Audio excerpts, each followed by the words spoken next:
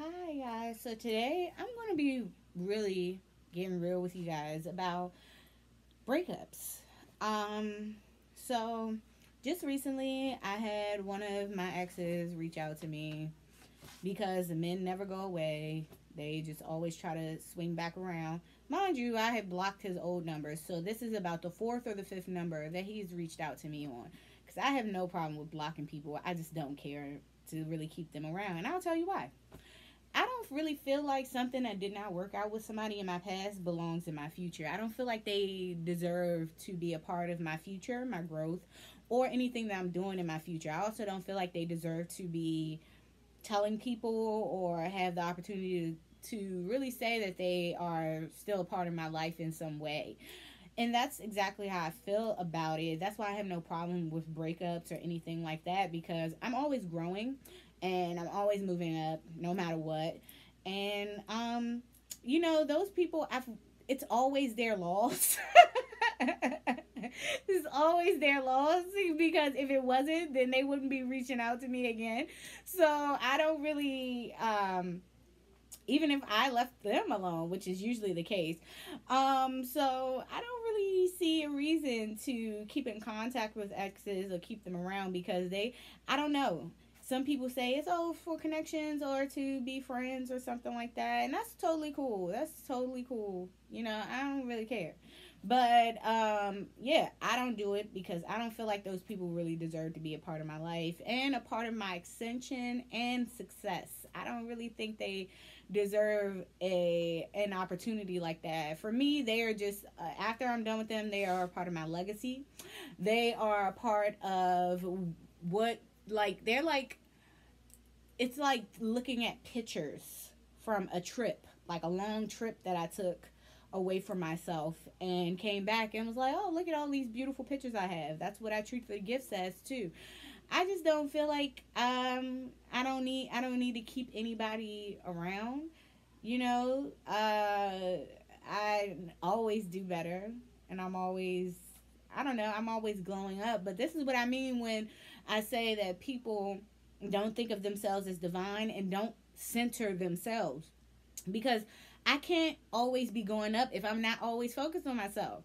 So when you're centering men and you're prioritizing their partnership in your life as like they are the greatness, or they created the greatness in your life, then you're always going to feel like you're losing out when something doesn't work out. I don't feel that way, because I know I'm the greatness. I know I'm the opportunity, because I'm the one that's always going up and being even more successful, whether they have more money than me than not or not, which they usually do, but it doesn't matter, because if I can get them with their success, or whoever they are, or whoever they play for, or whatever, I can get somebody else. It's not that serious for me.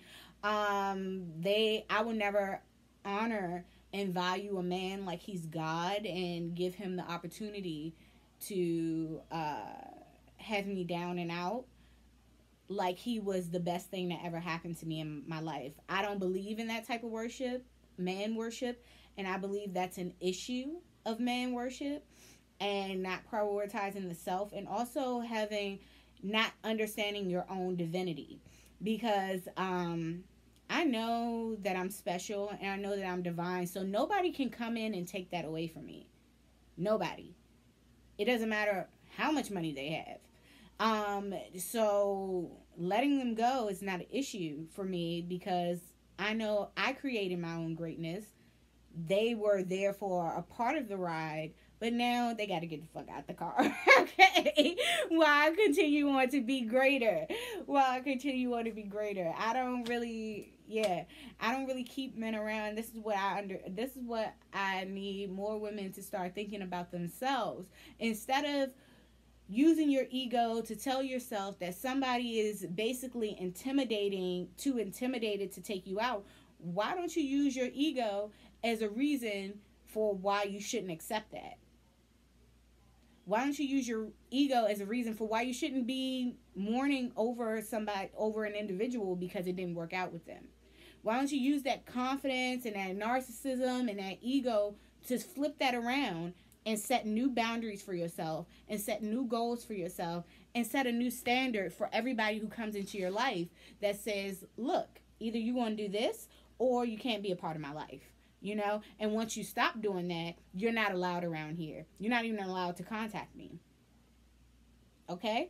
That's how you use your ego. That's how you use that. That's how you use your conceit and all of that stuff. You know, because even when he texts me, he was already offering to take me out and buy me things because he already knows the standard that I have for myself. You know, he already knows it wouldn't have worked either way, and that still didn't work. But he still tried, and he still came with that. It wasn't no hey. My exes don't text me saying no hey. They text me offering stuff, and it still doesn't work because I still don't go back. But the thing is, they already know because they know that's the standard I set for myself. So set that standard for yourself. Set that standard for yourself and make it clear and stick to it.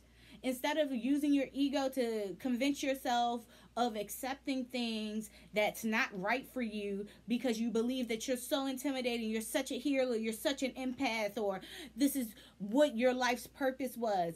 Use your ego, your narcissism, whatever you have to set that new standard for yourself and the people around you of self-respect. Like, because I am a healer, I can't be around people who are spiritually dirty. I don't know. Because I am an empath, I can feel that you have me fucked up. So what I'm going to do is I'm going to block you because you have me fucked up. Because I am so intimidating, I don't need no weak people around me who don't know how to keep up. So since you're being weak and you're getting on my nerves, I need to remove you. That's how you use your ego. That's how you use that narcissism, okay? Because this is my thing. I don't have a problem with it, but we're using it in the wrong ways as women. You know, as femmies, as non-binary people, as healers, as people who are intimidating, as career women. You know, flip that around and set that new standard for yourself. So, yeah, you can hit me up on Actual Black Mermaid on Instagram, or you can hit me up on Twitter at Imani_Yvonne2. Sessions are $95. You will see success in under 9 weeks if you're following along. Most of my clients see success in 1 to 4 weeks. And it is email based, no phone calls and no meetups, because I would never get any sleep or have any money because I can't travel that much if I did. So yeah, I will be talking to you guys later, and thank you for listening. I love you guys.